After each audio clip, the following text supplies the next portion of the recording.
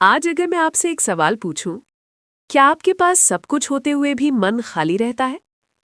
क्या कभी ऐसा लगता है कि हंसते हंसते अचानक अंदर कुछ टूट जाता है? अगर हाँ, तो आप अकेले नहीं हैं। और यही आज के समय का सबसे बड़ा, सबसे खतरनाक और सबसे अनदेखा संकेत है। हम एक ऐसे दौर में जी रहे हैं जहां इंसान के पास तकनीक है, पैसा है, आज़ादी है, मनोरंजन है, लेकिन शांति नहीं है। लोग कहते हैं सब ठीक है, पर रात को तकिए पर सिर रखते ही मन बेचैन हो जाता है।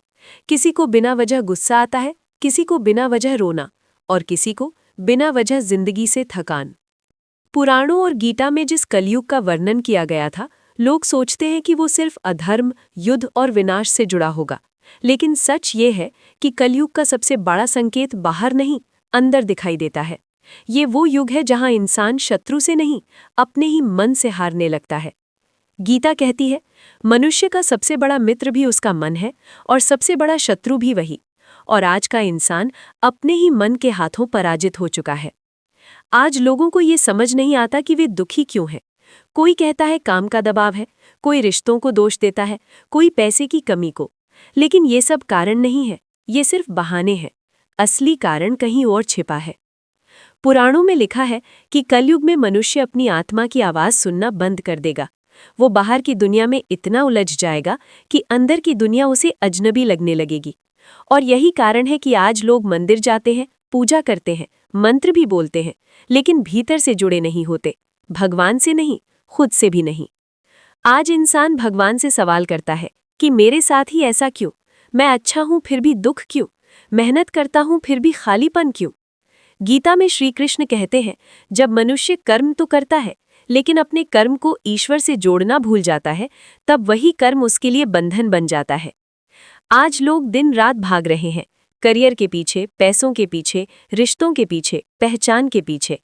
लेकिन ये नहीं समझते कि जिस दिशा में वे भाग रहे हैं, वहां शांति है ही नहीं। कलयुग का सबसे बड़ा धोखा यही है। ये आपको व्यस्त रखता है ताकि आप सच देखने का समय ही न पाएं। पुराणों में एक वाक्य आता है, कलयुग में मनुष्य ज्ञान से नहीं, जानकारी से भरा होगा। और आज देखिए, लोग सब कुछ जानते हैं, लेकिन कुछ भी जीते नहीं। उन्हें पता है ध्यान जरूरी है, लेकिन करते नहीं। उन्हें पता है अहंकार बुरा है, लेकिन छोड़ते नहीं। उन्हें पता है मोह दुख देता है, लेकिन उससे बाहर नहीं आते। क्यों? क्योंकि कलयुग का प्रभाव सिर्फ बाहर नहीं, वो सोच को धीरे धीरे बदल देता है। आज इंसान को लगता है कि खुश रहने के लिए कुछ मिलना जरूरी है, कोई व्यक्ति, कोई वस्तु, कोई सफलता। लेकिन गीता साफ कहती है, जो बाहर खोजा जाता है वो कभी स्थायी नहीं होता। सच्ची शांति मिलती नहीं, याद की जाती है।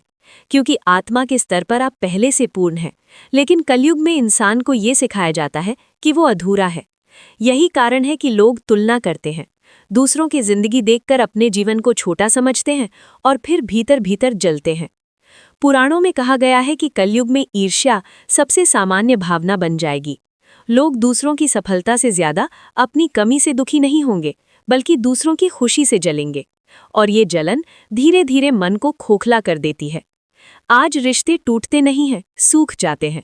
लोग एक ही कमरे में होते हैं, लेकिन दिलों में दूरी होती है। क्योंकि सबके हाथ में मोबाइल है, लेकिन किसी के हाथ में समय नहीं।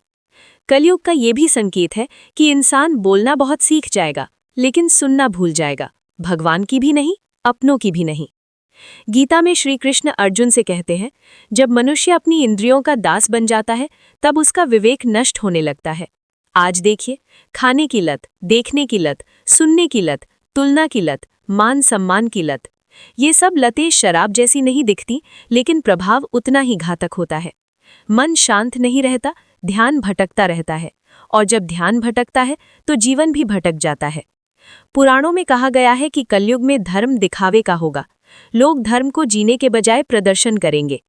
आज लोग पूछते हैं, भगवान हमें संकेत क्यों नहीं देते? सच ये है, संकेत मिलते हैं, लेकिन हम इतने शोर में जी रहे हैं कि सुन नहीं पाते। कभी कभी किसी का अचानक जीवन से चले जाना, कभी किसी सपने का टूट जाना, कभी किसी रिश्ते का छूट जाना, ये सब संकेत होते हैं। संकेत की रुकिए, संकेत की दिशा बदलिए, संकेत की भीतर झांकिए।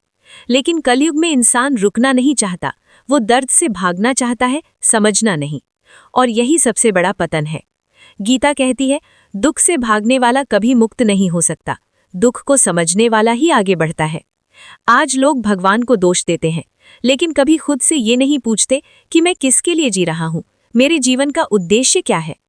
कलयुग में सबसे बड़ा अज्ञान यही है कि मनुष्य उद्देश्य के बिना दौड़ता है, और जब उद्देश्य नहीं होता तो सफलता भी बोझ बन जाती है। आपने देखा होगा कई लोग बहुत सफल होते हैं, फिर भी भीतर से खाली होते हैं। ये खालीपन कोई बीमारी नहीं है, ये आत्मा की पुकार है। पुराणों में कहा गया है कि कलयुग में आत्मा सबसे ज्यादा उपेक्षित होगी। मन, शरीर और अहंकार सब सुने जाएंगे, लेकिन आत्मा को चुप करा दिया जाएगा। और जब आत्मा चुप होती है तो जीवन शोर बन जाता है। इसलिए अगर आज आप थके हुए हैं, अगर आप टूटे हुए हैं, अगर आप अंदर से भारी महसूस करते हैं, तो इसे कमजोरी मत समझिए, ये जागने का संकेत है। भगवान आपको दंड नहीं दे रहे, वे आपको जगा रहे हैं।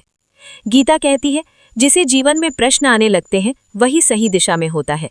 समाधान बाहर नहीं है, समाधान अंदर है।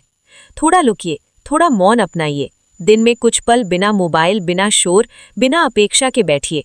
किसी से नहीं, खुद से बात कीजिए, क्योंकि कलयुग में सबसे क्रांतिकारी कार्य है अंदर से सच्चा होना। और याद रखिए, ये युग अंधकार का है, लेकिन प्रकाश अभी भी मौजूद है। बस फर्क इतना है कि अब दीपक बाहर नहीं, अंदर जलाना पड़ता है।